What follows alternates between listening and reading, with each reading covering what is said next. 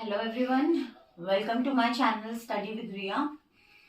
सो जैसा कि मैं प्रीवियस वीडियो में बहुत सारे टॉपिक्स में बात की थी, तो today will talk about business risk causes of business risk. मतलब जो हमारे बिजनेस में रिस्क होता है, हमने वैसे पढ़ा हुआ है कि रिस्क जो होता है वो अनसर्टेन होता है, सर्टेन नहीं होता है ना। कभी भी रिस्क हो सकता है, किसी भी फैक्टर की वजह से हो सकता है, कुछ भी हो सकता है, डजेंट मैटर, हमें बताकर नहीं आता है रिस्क जब भी हमारे बिजनेस में आता है।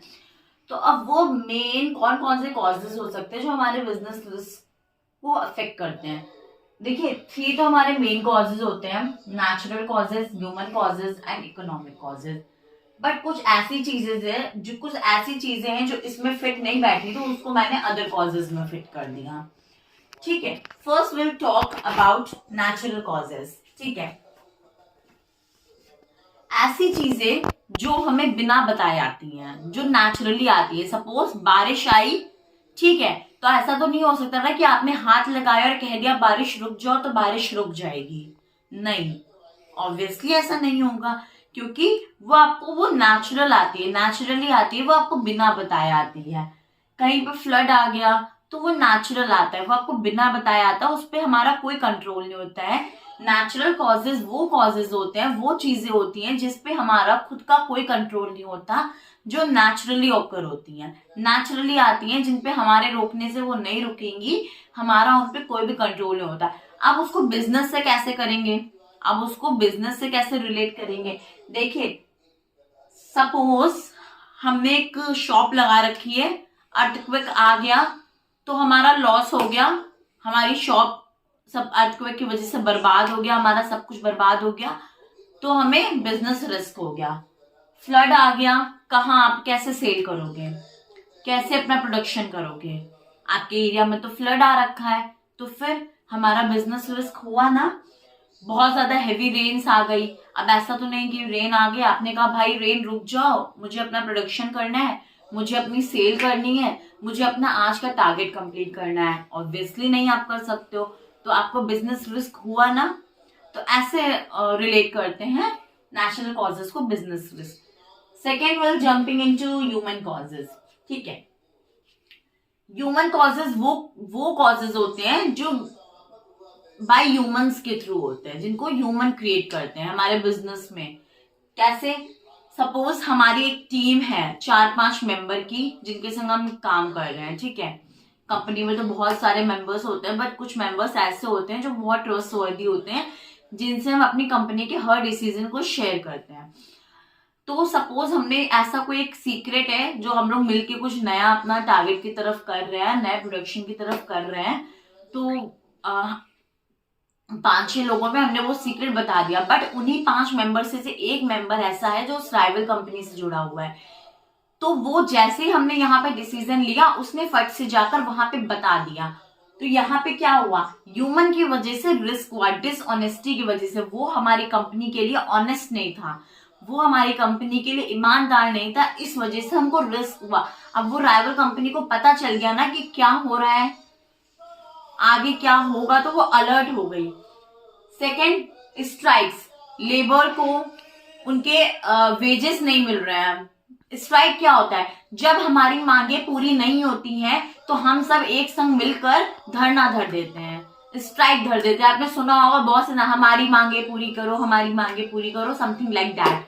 तो जब भी हमारी मांगे पूरी नहीं होती है, तो हम सब लोग मिलके स्ट्राइक कर देते हैं। तो देखिए, तो जब भी लेबर को वेजेस चाहिए होता है और उसको उसका मन चाहा वेजेस नहीं मिलते हैं, तो वो स्ट्राइक कर देता है। वो क्या कर देता है? प्रोडक्शन करना बंद कर देता है। तो इस वजह से कंपनी को लॉस होता है ना भाई। अगर कंपनी के लेबर काम करना बंद कर देंगे तो कंपनी को तो लॉस होगा। तो स्ट्राइक की वजह से समटाइम्स लॉस होता है। थर्ड वन है केयरलेसनेस। कंपनी के इक्विपमेंट्स होते हैं, ठीक है, हम लोग क्या करते हैं, जेन्युइन है, हम लोग क्या करते हैं, ये तो हमारे बॉस का इक्विपमेंट है, ये तो हमारे बॉस की रिस्पॉन्सिबिलिटी, कंपनी हमारी थोड़ी ना, हमारे बॉस की है। उनके ऊपर इतनी केयरलेसनेस करते हैं, उनको अच्छे से नहीं रखते हैं, उनको ऐसे ही छोड़ देते हैं। तो ये तो हमारे, हम लोग क्या सोचते हैं, तो हमारे बॉस का है, इनसे हमारा क्या मतलब है, बॉस तो इसको रिप्लेस करा ही देगा। बट ऐसा नहीं है।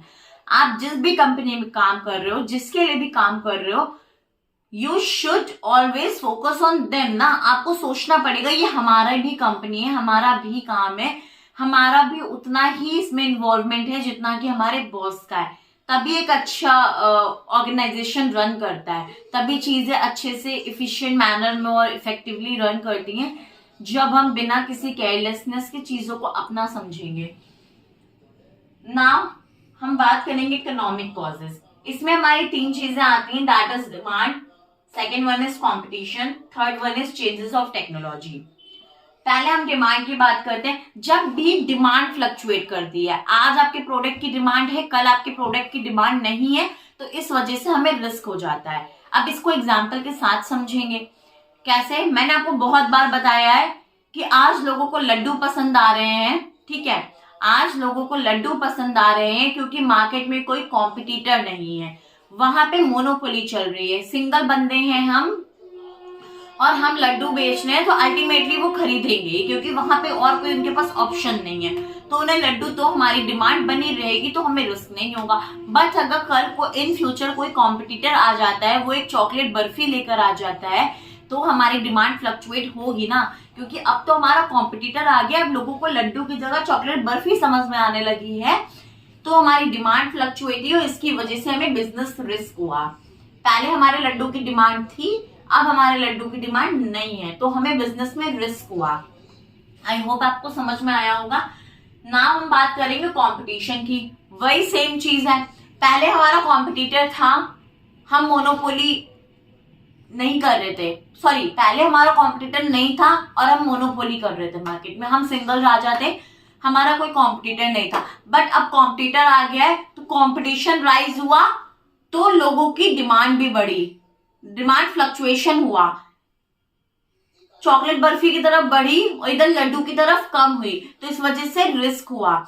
हमारा कॉम्पिटिटर आ गया तो मे बी उसकी सेल बढ़ जाएगी, तब भी तो एक रिस्क होता है ना। पहले हम सिंगल राजा बैठे हुए थे, अभी हमारा कॉम्पिटिटर आ चुका है मार्केट में, तो हमें बिजनेस रिस्क होने की पूरी पॉसिबिलिटी है, ये भी एक कॉजेज है बिजनेस रिस्क का।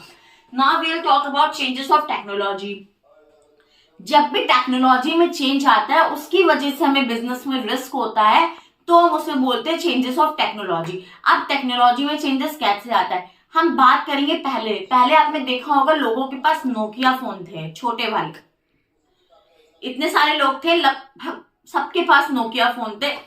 बट अब मार्केट में और कॉम्पिटिटर्स आ गए, ओप्पो लेके आ गए, वीवो लेके आ गए, रियलमी लेके आ गए, इतने सारे फोन्स आ गए, तो टेक्नोलॉजी में चेंज हुआ ना।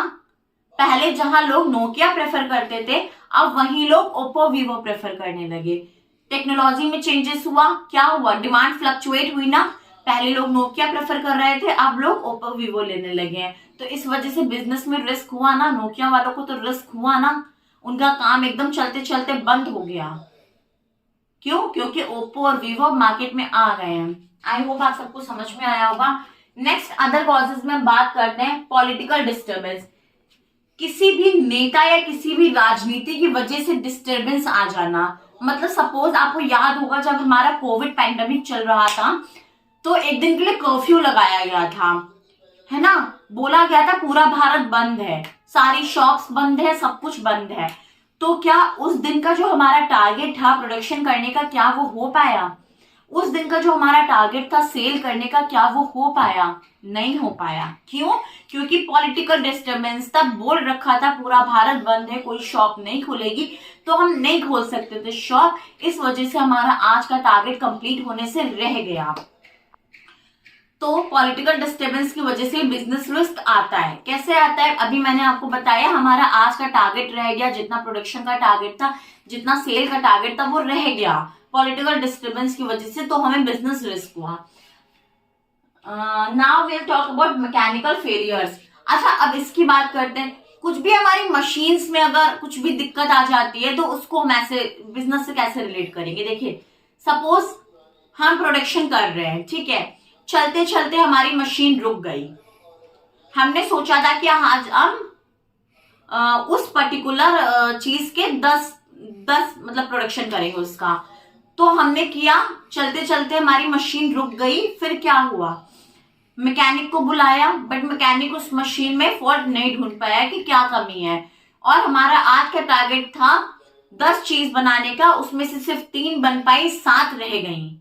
सिर्फ 3 बन पाई, 3 बनने के बाद हमारी मशीन चलते चलते रुक गई और 7 रह गई। तो जो 7 रह गई हैं उसका रिस्क हुआ ना में, उसका लॉस हुआ हमारे बिजनेस में। आज का जो हमारा टारगेट था उसको हम पूरा नहीं कर पाए सक्सेसफुली। क्यों? क्योंकि हमें मैकेनिकल इश्यू हो गया। आई होप आप सबको समझ में आया होगा। आपका कोई भी डाउट हो तो आप प्लीज कमेंट बॉक्स में पूछ लीजिएगा। Thank you so much for your love. Thank you.